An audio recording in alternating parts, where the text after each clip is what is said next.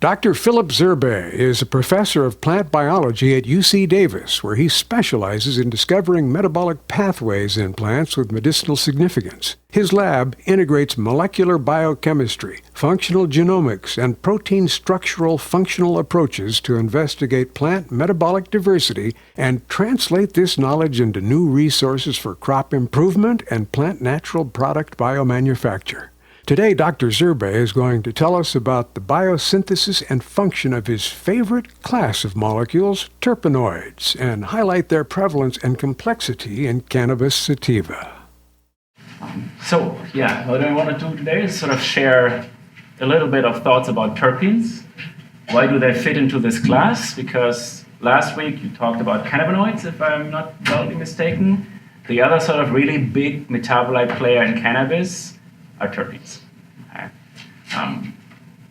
That said, not actually all that much is known about what are they doing in cannabis, what is their purpose, their function there. So what I want to do is, rather than sort of talk a lot about our work, really just sort of give you tours through terpene metabolism, terpene functions, terpene biotechnological applications, and what it could mean to cannabis research and where it could be used. So hopefully there's something in for everybody. My lab really focuses on terpenoids. We're mostly a gene and pathway discovery, protein structural functional lab, looking into identifying and engineering terpenoid pathways from a whole variety of plants. That includes food crops, bioenergy crops, but also medicinal plants. We do not work on cannabis, sadly enough, which exclusively has to do with the flow of money that is problematic here. All right. So let's talk about terpenes a little bit in general. I did send some very odd drops around earlier that I just stole from the garden when I walked into the building. And if you sniff on those little plants, what you sniff there is all terpenoids. Like a lot of our general food crops are really loaded with different terpenoids. So what I sent around was rosemary and oregano. So all this is actually terpenoids.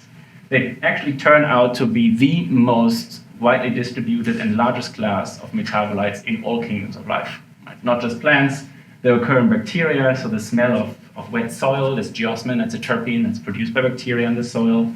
Fungi produce a lot of different terpenes for their membrane production, but also a lot of fungal toxins are terpenoid-based. We actually produce terpenes, like a lot of your testosterone, other hormones, steroid hormones are based on terpene-based biosynthesis. We are capable of it, but really the world champions are plants. Okay. They produce by far the largest variety of terpenes, and so this in plants alone is about 70,000 compounds, with about 10% of the plant kingdom explored. Okay, so you can easily extrapolate how many more different terpenes we are likely to find in plants. So where do they come from? I thought we start there. Where do terpenes actually come from? And I thought let's start at the beginning. Right? Sort of at this sort of mark about 2.5 billion years ago, we had sort of this massive event of oxygenation of the Earth's atmosphere where bacterial mats started to do photosynthesis. And with that, not only photosynthesis came into the playing field, but also membranes came into the playing field. And at that very time, terpenes came into the playing field too. Because terpenoids, this is chlorophyll. Like you see the nice side chain here, that's called phytol. That's actually a terpene. Right? So even in chlorophyll, we find a side chain that is terpenoid-based. And like I said, a lot of our membranes, a lot of the steroid components, squalene, these types of compounds that are critical for membrane formation are also terpenoid-based. So they are not only one of the most diverse and largest metabolite classes, they are also one of the oldest, for sure. If I sort of fast forward, because we want to talk about plants, if we start looking at sort of lower land plants, skipping all the algae, all of that, and photosynthetic bacteria, we're looking at about 450 million years ago when the real, sort of we would call the terpenoid family emerged. And what you see here are metabolites produced in mosses and other lower land plants that very quickly, around 400 million years ago, started to resemble the gibberellins.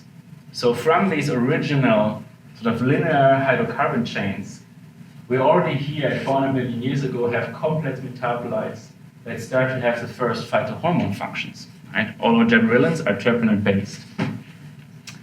And then a little bit later, sort of the diversity from the gibberellins has massively exploded, which sort of ended up in these tens of thousands of different compounds.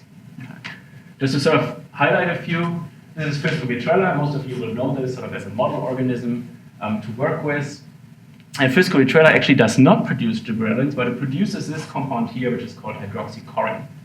Corin is a precursor to modern gibberellins, and so this moss already produces one of these precursors, which in fact is used in this moss as a developmental regulator. Okay. It's not quite a hormone yet, so you're looking at a little bit more sophistication. So if you compare these two structures, you can clearly see the resemblance.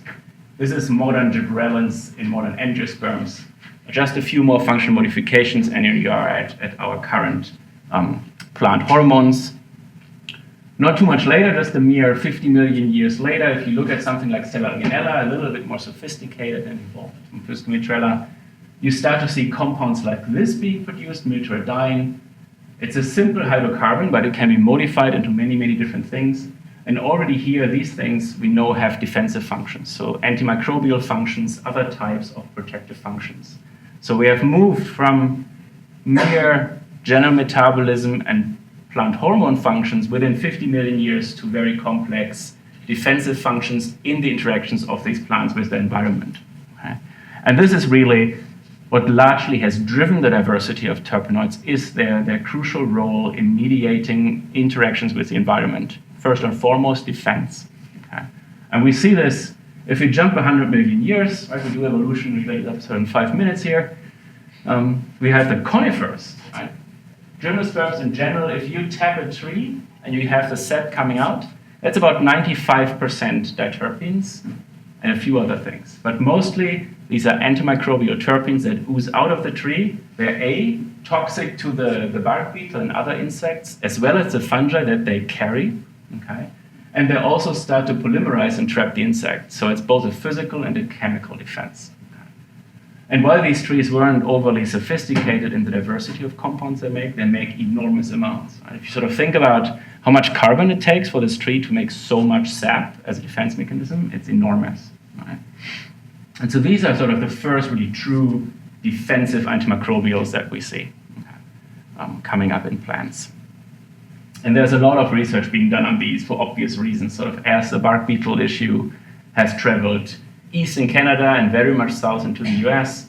There's a lot of research going on in trying to understand how these compounds are involved in bark beetle defenses and how they can potentially be used to essentially save the forests and, most importantly, the forest industry. And so very early on, these also were used for terpene production. So these are sort of your first terpene bioproducts, if you will. Right? So they're still being done. If you tap the tree, you collect this sap, you can make turpentine. That was used in like naval industry to seal boats. These days, your printer ink, lots of different kinds of industrial resins are made from diatomaceous resin acids that are actually extracted from the tree or a byproduct of paper industry, pulp and paper industry. And now sort of really jump fast forward to modern plants. So where it really has taken off is in the angiosperms, right? Sort of after the split of the gymnosperms and angiosperms, this really is where you find the diversity of terpenoids really exploding. So I show cannabis here as one of them. If you touch one of these plants, and you hopefully will have a chance to when you go out to the farm, I think it's tomorrow. Yeah, you will sort of feel the sticky little trichomes here that are loaded with terpenoids. Okay? If you sort of carefully walk through the farm and look at the different plants, you will see that they smell differently. So their content in these terpene metabolites actually differs.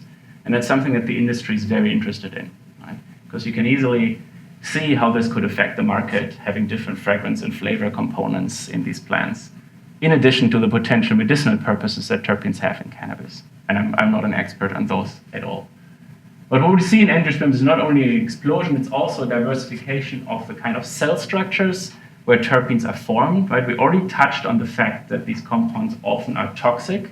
They're produced in large amounts. So you need, as a plant, to have a way to contain them. Right? You don't want to have all these toxins floating around within your own cytosol tissue. So usually and often, and this is the case in cannabis too, we will find these produced and stored in these trichome structures. Okay?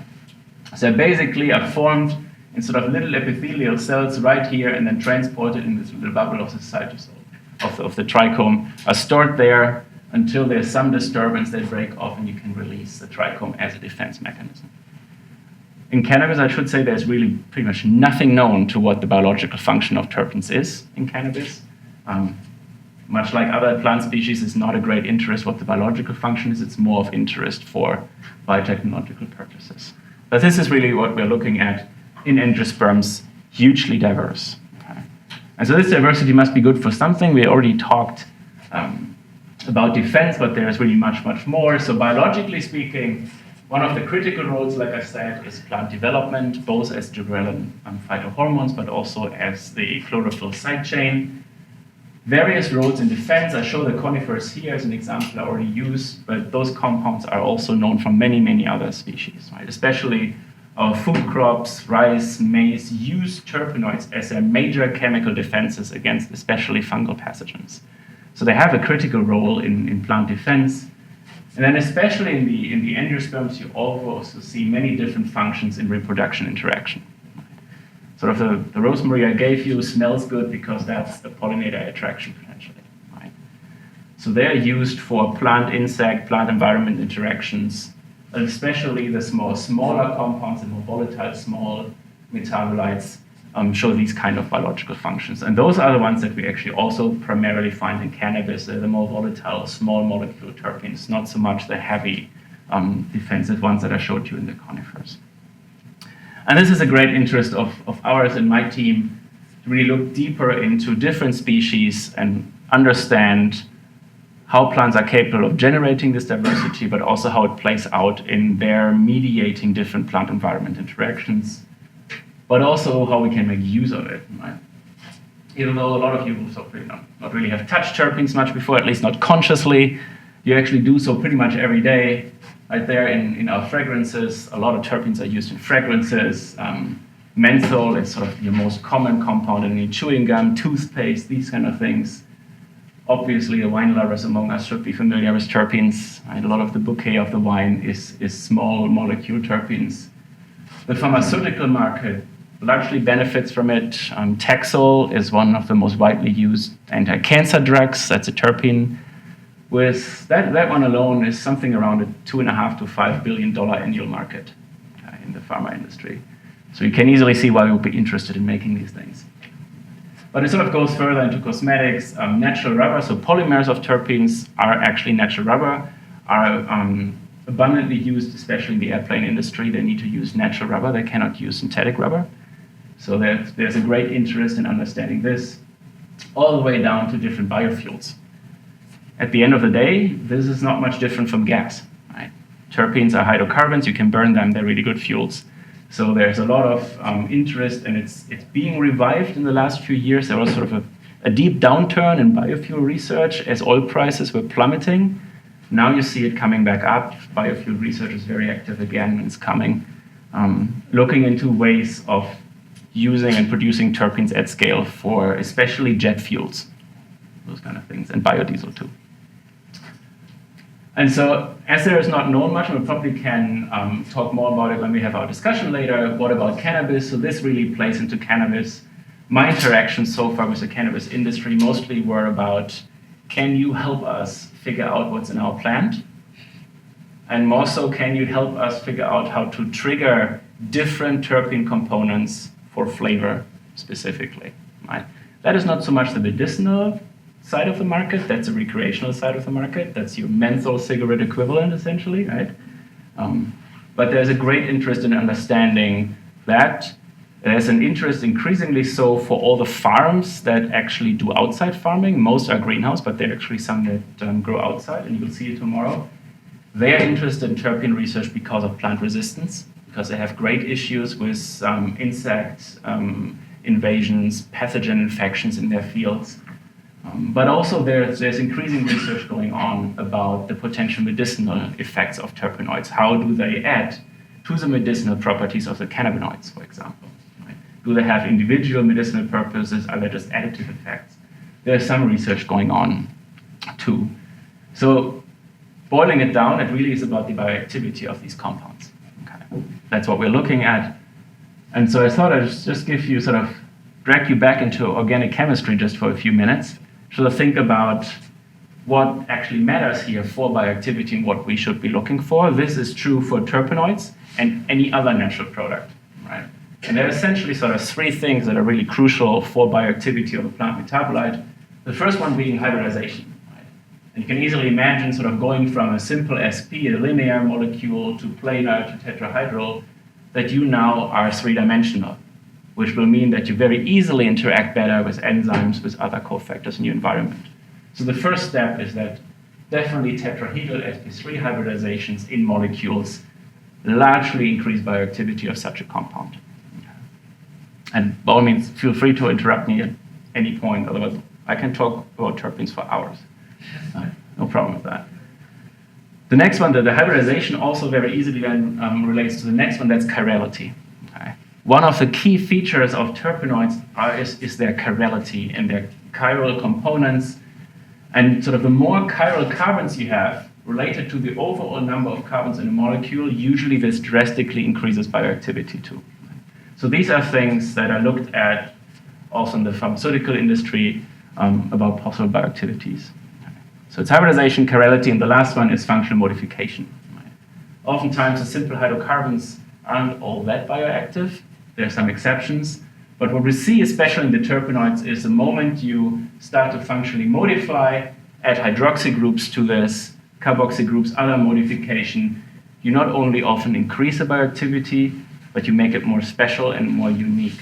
Right? So the diversity of the different bioactivities in terpenoids specifically between defense, pollinator interaction, hormonal activity, largely lies in the very specific functional modifications of these compounds. Right? And we see this very quickly when we start modifying our compounds and we move the hydroxy group around or not, we see that their specificity, for example, between different fungal pathogens changes immediately. Right? So it can be one single hydroxy group modified already changes this bioactivity. And so just to drive that point home, if you look at terpenes in general, almost 90% of them are functionally modified in some way. Okay? There are very, very few that actually are outright hydrocarbons. And these are mostly sort of very long-distance volatile compounds. All right. So this is where you want to get. You want to get to this kind of complexity of a molecule. So we need to look at how they're made. And you sort of start at the very beginning. Mostly terpenoids actually go through the standard glycolysis, acetyl-CoA. You should all remember that from your biochemistry classes. Right? And then there are several pathways, the methyl residue pathway and the mevalonate pathway, that actually directly go down into terpenoids, and they're clearly distinguished from many of the other major plant natural products, alkaloids, phenylpropanoids, so the major classes that rather go through the pentose phosphate pathway and down the shikimate pathway. So terpenoids are sort of on the other side of the spectrum, going through major sugar metabolism to build these hydrocarbon units. And this is like way more complex than it needs to be. What I want to highlight actually more than the pathway itself is where it occurs. There essentially are two pathways. So we have the mevalonate here, which is in the cytosol. In plants, here the myricylresinol pathway is in the plastids. The point of these at the end is what you want to get are these two precursors here. Okay. These are two pyrophosphates. They're isomers of each other. And you can produce them. There are 5 carbon units now. 5 carbon diphosphates. They are the precursors to absolutely every of the terpenoids. Okay. That's where it starts. Interestingly, bacteria only have the MET pathway. Fungi, yeast, for example, only have the mevalonate pathway. We also only have the mevalonate pathway, but plants have both. As I said, one is in the cytosol, the other one is in the plastid. And there is actually a lot of crosstalk between the two. Right? Sort of some years back, they were discussed as very different pathways serving very different purposes, but it's really not true. There's at various intersections, there's a lot of crosstalk of intermediates and the products between these two. And so once you have these 5 carbon units, you sort of just start puzzling, putting them together. What happens next is that you essentially do condensation reactions of these two isomers with each other, always sort of in 5 unit increments. You can build simple hemiterpenes, which are 5 carbons. One condensation gets you to the small monoterpenes. One more sesquiterpenes. You can double these up, you get 30 carbon triterpenoids, which are usually compounds that are responsible for bitter taste, if you cucumber, squash, these kind of things. The bitter taste, that's triterpenoids. Very toxic and bitter. And then more condensations, you can have 20 carbons to the diterpenes, and doubling them up, much like you will see here, you can get all the way to the carotenoids. Okay? So these are, again, in photosynthesis, coloration of leaves, you find your carotenoids. And down here, all the way down, multiple of these condensation will give you rubber, okay? Basically a polymer. And what you find in cannabis are actually these two. It's pretty much void of triterpenoids. There's not much in there. There are a few diterpenoids, but mostly the terpenoid family in cannabis is comprised largely of these mono and sesquiterpenes, which explains why there's such a major contribution to the flavor, to the fragrance of the plant. These are very volatile small molecule compounds that easily evaporate from the plant. So we have your hydrocarbon, right? What you have now is sort of a long hydrocarbon chain as a diphosphate here. We want to get to something that's much more elaborate. So we want to have the functional modifications, and the first thing that happens in these two different pathways here, it happens in the cytosol but also in the plastid, are that an enzyme class called terpene synthase in general, this is focused on the diterpenes, they take these linear hydrocarbon chains and do various different cyclizations and rearrangements. So at this stage already, you take a single precursor and start cyclizing that in all manners of ways. You get to these different kinds of scaffolds that have different chiral properties at this stage. Okay. And the next step then, in a way that we still don't really understand, is these substrates can now go to the largest enzyme family in plant, which is the cytochrome P450s. These catalyze the various hydroxylations and downstream modifications to the largest degree. There are a few other families involved in this, but for the most part, these are the P450s that will deal with all the hydroxylations and functional modifications. In the end, this is what gives you the 70,000 different compounds, right? All coming from only 2 5-carbon precursors. And that's sort of what dragged me into terpene metabolism, is to understand how you can build an enzyme system, pathway systems, that allow you to take 2 simple 5 carbons and make 70,000 compounds out of this. So that's mostly what we're really looking into. So when you look at a large molecule, how do you tell if it's a terpene? I mean, what do you look for? That's a very good question, right? Given the diversity, there really is no structural definition that you could possibly use. Right? So what we use to define it as a terpene is its biosynthetic origin in these 2 5-carbon precursors. If that is where it comes from, then it's a terpene. We actually find some that are C19s. Right? Usually you should have increments of 5. They're still terpenes because they lost a carbon in the process of functional modification. So to your question, this can get really tricky, right? Because you need to understand where are they coming from. So it's a biosynthetic origin that we use here. So just sort of sum it up, right? You have sort of the synthesis of the central C5 precursors. You have these condensation events to have linear chains of different lengths. You start producing these mostly cyclic scaffolds of various kinds, and then skeletal decorations again through the P450s. And these P450 families can be massive. And so the way this happens is actually quite conserved. Like if you, despite all this diversity, the enzyme reaction is fairly conserved. Sort of being a structural biologist, right, I like to look at these things. And what happens actually is that you have in the enzyme springy magnesium atoms. And they will bind your substrate at the diphosphate group. Very simple at that stage. What happens next is that the enzyme cleaves off the diphosphate group and deprotonates this, protonates this, and generates a carbocation. And that positive charge can jump through the molecule and generate all of these different cyclic intermediates. And because this is sort of very abstract, I actually stole from one of my forefathers of terpenoids a video that they made, if I can manage to do this, how this actually works for a monoterpene. And that's actually a monoterpene that exists in cannabis too. And so basically the first thing that you have is that you bind this to the magnesium cluster in the enzyme. Once it's bound, the whole thing can start rotating. You cleave it off. You balance the positive charge with the diphosphate, and then you can have the electrons sort of jumping between the bonds. Right? And the enzyme very much controls where the electrons will be jumping and how the molecule will be rearranged. This is really what terpene synthases do, is controlling the reaction of the carbocation relocalization.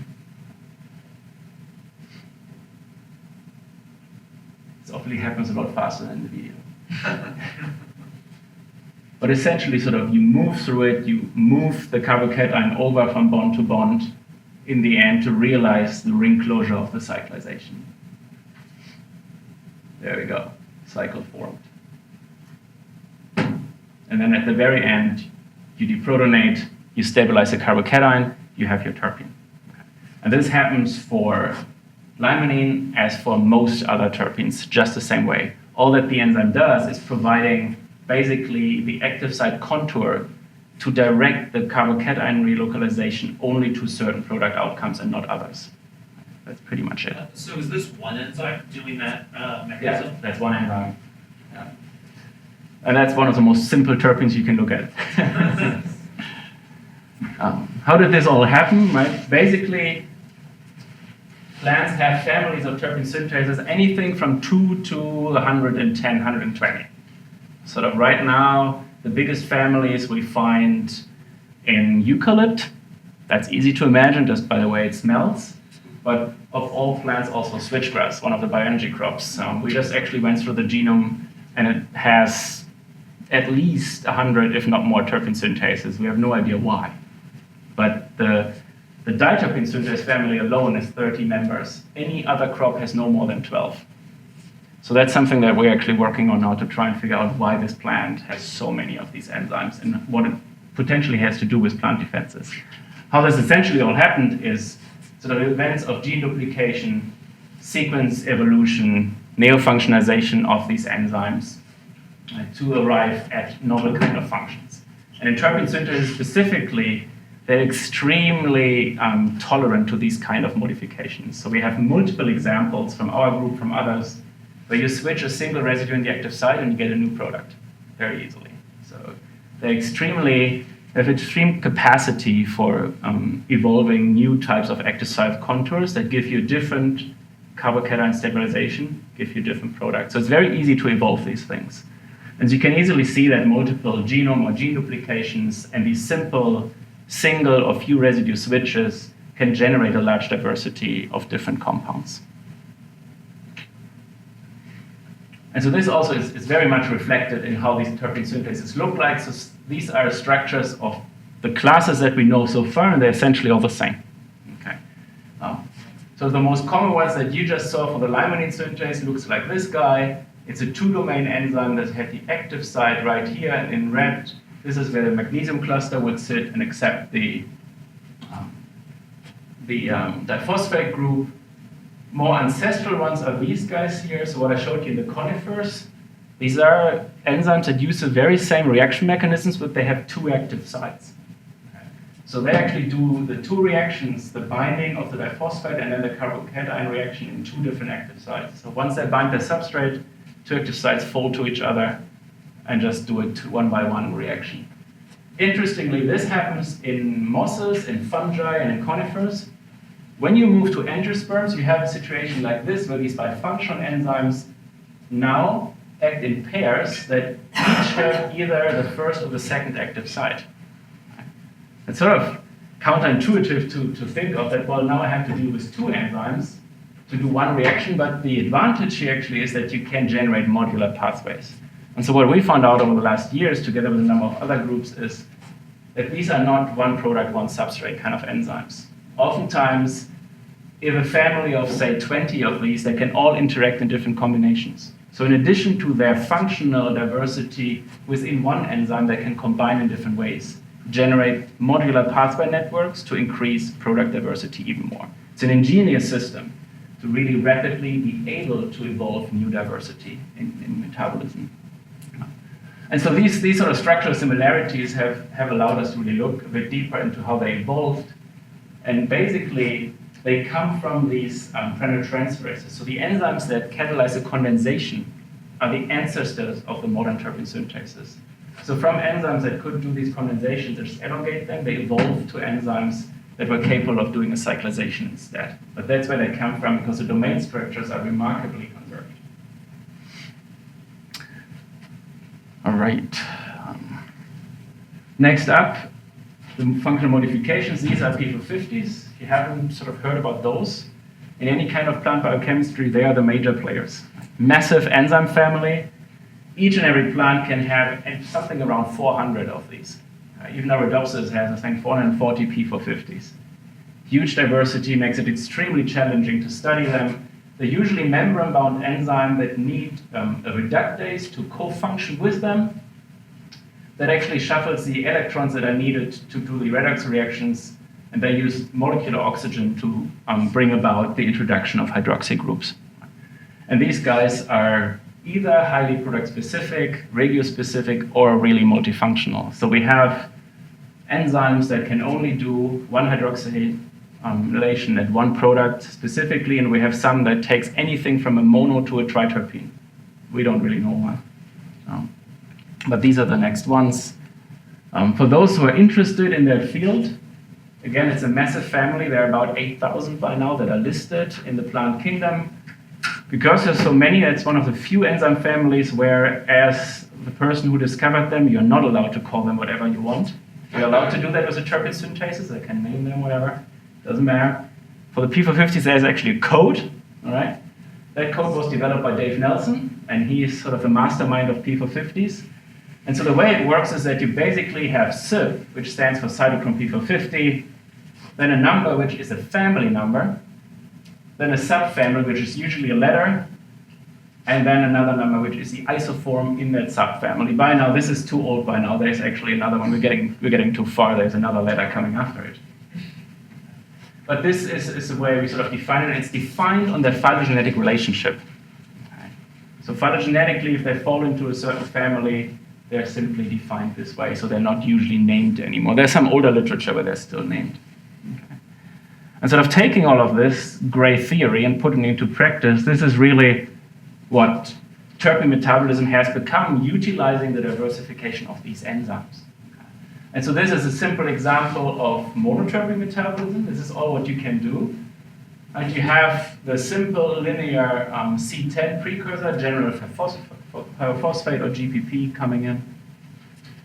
You cleave off the diphosphate group like the video showed, you get a carbocation, and from that you can go already into 4 different products. You rearrange a little to another carbocation and a third one, and you can, within that same carbocation stabilization, bring about the production of all these different compounds. So you can easily see why a single residue switch in an enzyme can generate all of this. In this case, these are different enzymes that they show.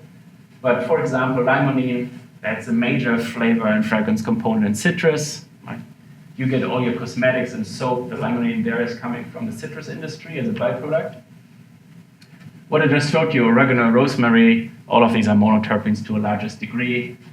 Pinene is one of these major compounds in conifer resin, for example. So there are many, many different compounds that are simply double bond isomers of each other, but have very different biological activities. Right?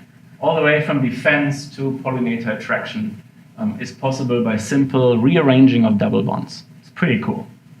Okay. These are the guys who figured all this out. Rod Coteau, who's retired, or Rob Coates also retired. Those two guys are really the pioneers of terpene metabolism. So I'm, what am I, a 3rd generation terpene researcher. So my PI was a graduate student with Rod Coteau, all stays in the family. But they really defined much of this pioneering work, so I always like to show those guys. Getting a bit more complex, if you look 5 more carbons from the mono to the sesquiterpenes, now we have 15 carbons. This actually is one enzyme. Right? It's one terpene synthase. And it basically takes the FPP, so the 15 carbon linear precursor, cleaves off the diphosphate group, and can generate it through a whole number of different carbocations to produce 52 different products. Okay. Those can be modified depending on the conditions. Right? It's crazy. And so among those, there are things like caryophyllene, which is a major defense compound in sunflower and tomato, for example, and derivatives thereof. A lot of other things, like stellene is a flavor compound, and so on and so forth. Massive diversity here. So does that mean in 52 different species, you have one in each, or you have one No, species? it's one that has enzyme 50? in one species making 52 products.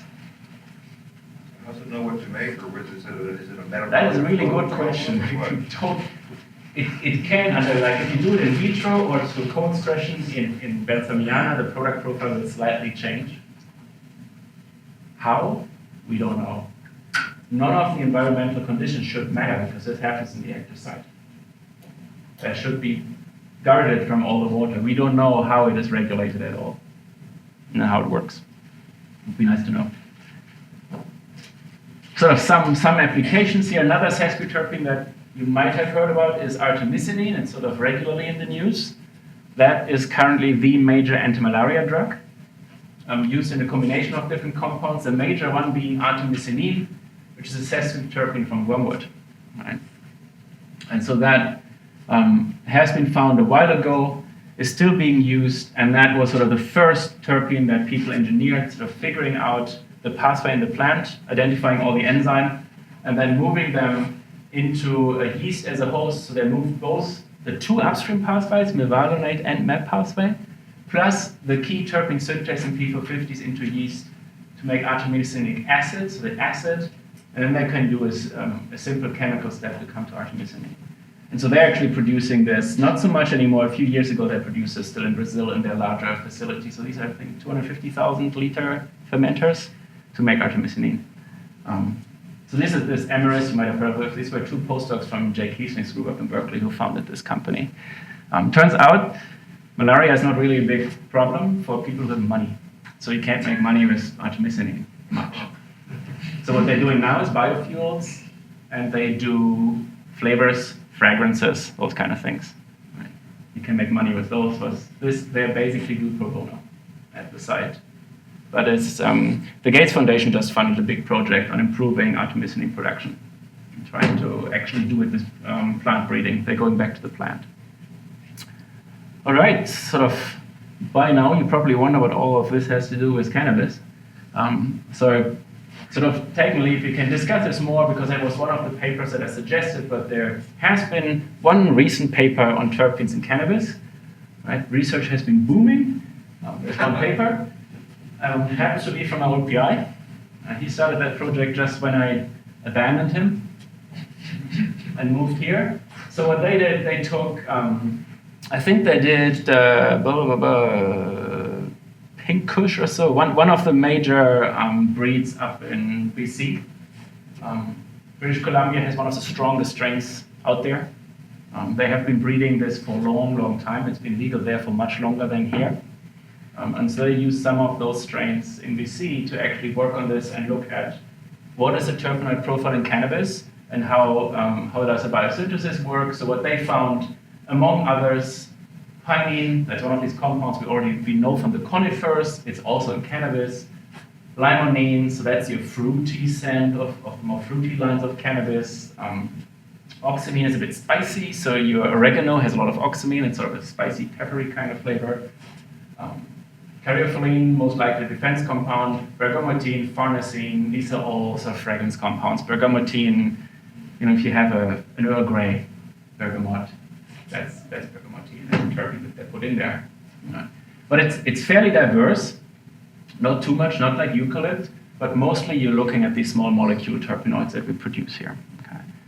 And so they went sort of the usual route of what terpene researchers do. They did qPCR of the upstream pathways here, and that could actually show that cannabis uses both upstream pathways in a tissue-specific manner using tissue-specific alleles.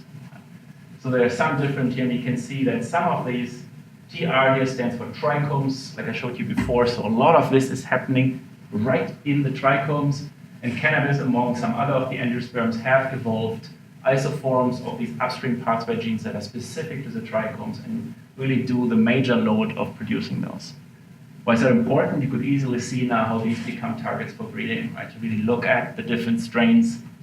They have enormous genomic data available up in Canada that they can look into and have genotyped a bunch of commercial strains where they can actually use those as markers for terpene production in cannabis. We can probably jump this and leave it for the discussion. It's sort of a traditional tool using phylogenetic trees to try and predict enzyme functions. And sort of typically what you would see is that the cannabis ones very nicely cluster with related species in sort of two major families of the mono and the sesquiterpenes. And that's exactly what we have found here. These are mono and sesquiterpenes exclusively. So that all matched very nicely. And then sort of what they do and what we do for that matter, is that we use two different tools. If you want to go after these enzymes and biosynthetic pathways, so traditionally that's how I was trained, and I think that's what my PI up in Canada still does, is you just produce recombinant protein, put it traditionally, you purify it, and you assay it in vitro with commercial pyrophosphates that you can get. It's pretty expensive, pretty arduous.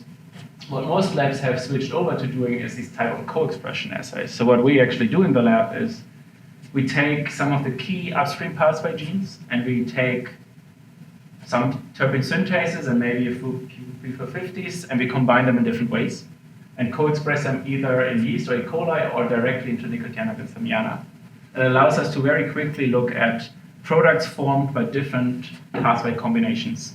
It allows us to be much more efficient about finding out different potential enzyme products, not just in vitro, but really looking at what is happening if all these enzymes are present in the same possibilities and have access to this substrate, looking at how these modular pathways could play out to produce different kinds of terpenes.